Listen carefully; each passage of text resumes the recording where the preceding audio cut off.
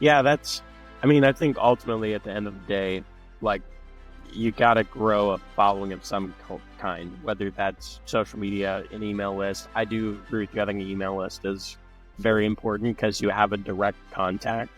Because the thing that sucks with the whole thing is that with social media, you don't know what that algorithm's going to do. That's Like right. I post something and then like half the people that follow don't see it, so, and that's just because the algorithm was like, yeah, we're gonna do this. So, that it's just, but ultimately at the end of the day, it's like, you gotta grow your following somehow, whether that's email, social media, YouTube, whatever it is. Because those are the people that are really Hey, interested, yeah, yeah, they're that's there for you. So they're interested in what you're doing.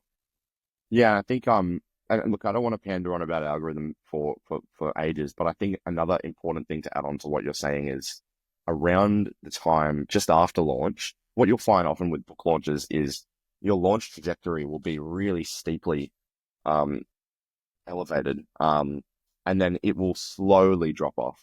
It doesn't tend to do this. It tends to kind of spike on release and then slowly peter off. And so that gives you time to one, recover, and also to also think about strategies that you can use to start lifting that back up over time. Um, so the reason I say this is because obviously the US election happened in November.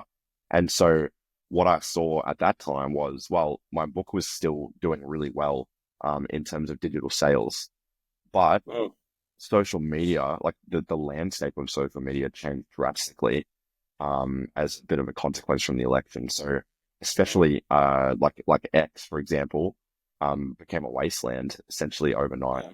yeah. And so that's changed a lot for me because, a big part of my audience was on X. I developed a lot of my starting out was all on that platform.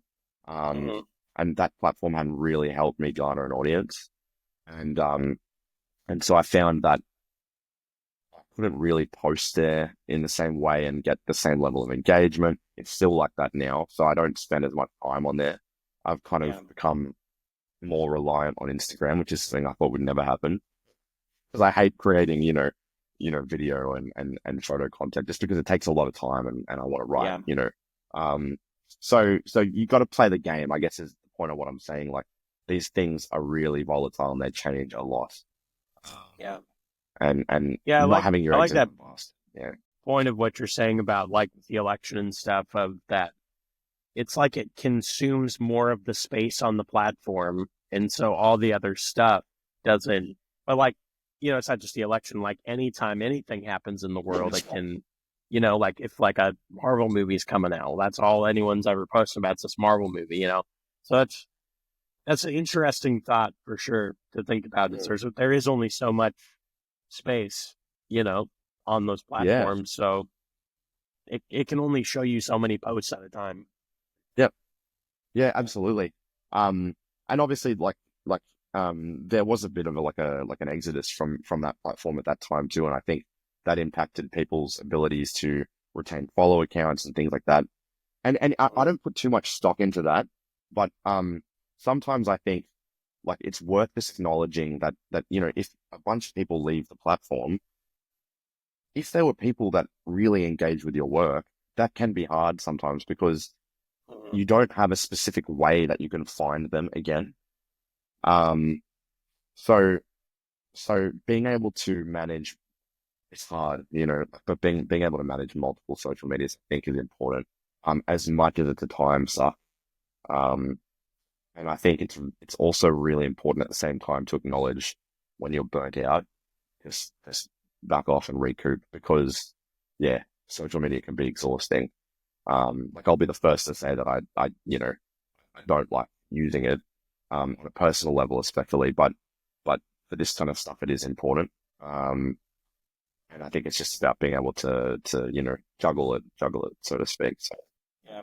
Well, and you're in a natural, like I put all most of my work into YouTube because yeah, that's kind of the main place that I'm working on growing. But then I have the other ones, and that's where I've interacted with a lot of people on. So I don't always post a lot of stuff, but I'll interact with you guys or, whatever's going on. Um, and it's just growing a little bit because of that, but I'm not really always putting that, so it kind of depends on like what you're wanting to do. That's right. And That's right. what the goal is, Yeah, like you'll see certain authors who will, they'll copy and paste their posts across like 6 different platforms. And I think if you've got the ability to do that, like by all means, go for it. At the same time, every platform's algorithm reacts differently. So I don't know if it necessarily is a net positive to do that. And also it's time again. So, and I think at the end of the day, this was my first book, my first main novel that was released. I personally don't think that, by the time 3 comes out, and I've got a backlog of 6 books at that point, so 3 novellas, 3 novels. When that happens, I don't think I need to engage hopefully, with social media as much as I have in the past, because the back catalog itself is an organic way of growing your audience as well. So it's important to acknowledge that you need to make sure you keep writing.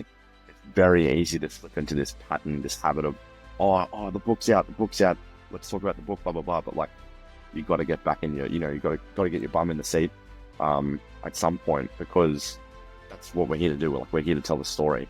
You can't forget that. So that's another thing that I've been kind of learning as time gone on too.